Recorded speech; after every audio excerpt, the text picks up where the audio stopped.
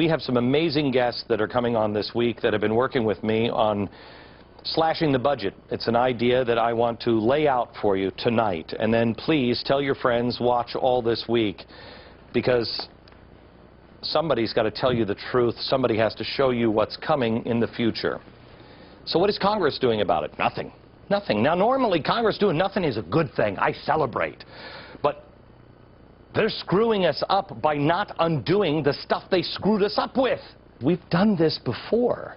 After America's first bout with radical progressivism in the early 20th century, we had chemotherapy and we rooted it out and we fixed it quickly. There are three ways to fix the mess that we're in right now. There are three ways. First, you can cut spending. Second, raise taxes. Or three, print money, which is inflate the money. So far, we have done this one and this one, but instead of cutting spending, we've spent faster. Right now, 70% of America gets more money in benefits from the government than they pay in. That has got to stop. We need to start looking at how much money that we're spending. This is out of control. So, let's start today with Medicare and Social Security. The first half of this century and half of the American existence, there was no entitlement. Zero. None. Our American founders didn't want them. How did Americans survive all those years without government assistance? Oh, I just don't know. What did those poor people do? They didn't have to work, did they? Yes, they did. It wasn't until 1929 and Herbert Hoover we finally got our own entitlement program. It was the creation of the Federal Farm Board, which subsidized agriculture cooperatives. But Hoover was a rookie. We have FDR now. He had launched his New Deal assault on the Constitution. He signed into law the Social Security Act of 1934. And now too many people rely and count on Social Security funding the rest of their life. The system wasn't designed for that. And all the while they designed it, they knew. They were putting a rope around you and now making our seniors slaves to it. And the only way to fix it is to tear it up by the roots. We got to get it out of our system. Now, this is going to be awful, but we got to be self-reliant. Now, we can't put our seniors out. All these presidents were right. We told you. They lied to you. But we're going to have to start being self-reliant. And you know who's going to suffer the most? The people, really my age, that are going to have to take care of our parents, and we're going to have to take care of our children. It's the sandwich generation. Today, Cato is going to show us how to cut the Department of Education. Here's the thing. I do want to educate children, but dumping billions of dollars at schools that are failing isn't the way to do it. Look at these numbers. 1965, it was not even the Department of Education, it was the Department of the Interior, and we were spending $12 billion. Today, the Department of Ed, $103 billion. Look at this chart. Look at this. 1965, and then progressives and the Great Society. Whoa! What happened here? Unfortunately, many also try in the educational system to help my kid, learn about sex and then help them, cross state lines and get abortions while indoctrinating them about the evil of the free market system. And then maybe on the way home they can stop by a Marxist meeting. What do you say? Fill out the communist cards. It makes no sense to teach the way we've been teaching over the last 100 years. We need to get control of our schools back to the parents, back to the states. The best way to do this is to abolish the Department of Education. We zero in on even my own sacred cow tonight, national security and defense. George Washington wanted us to be like the Swiss. Enemy of none, friend to all. Places like Germany. You know what, Germany?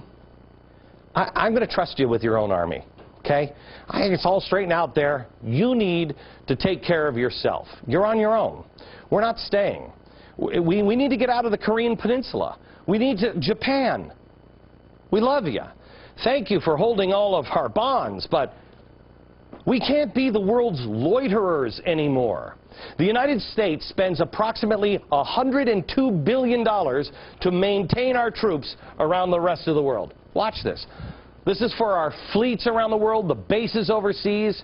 Okay, $102 billion on overseas defense. Add to that about $148 billion just on Iraq and Afghanistan. That's $250 billion. Why? Don't tell me we can't afford to cut back, because we can. And when we're in a situation like Afghanistan, you know what? Why are we still there? Glenn's policy on defense. I wouldn't be pushing anything in other countries. We're going to mind our own business. Mind our own business. Policy number 2, the enemy of my enemy is not my friend. I'm not going to get into bed with you because the other guy's worse. Which leads me to this. Nothing is in our interest if our values and principles are gone. Number 4, don't screw with us. Don't ever, ever screw with us.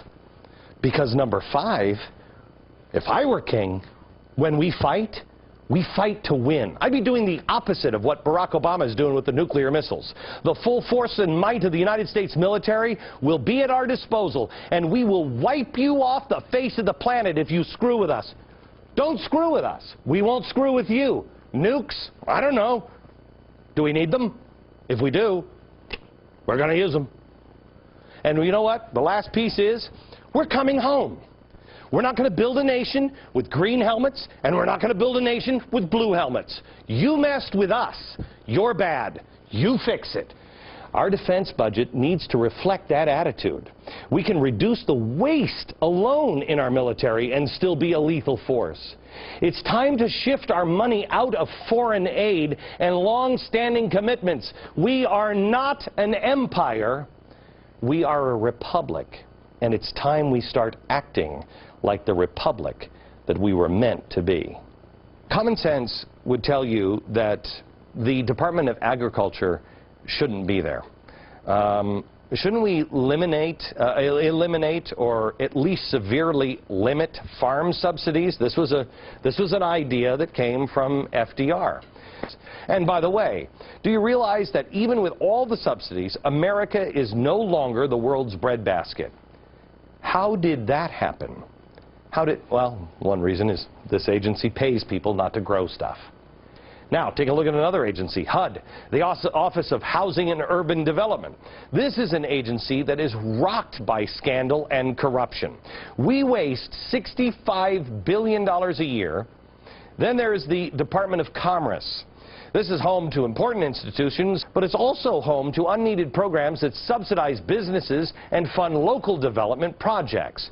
Further, the department administers misguided foreign trade policies that try to boost exports and restrict imports. Who even knows what game we're playing anymore?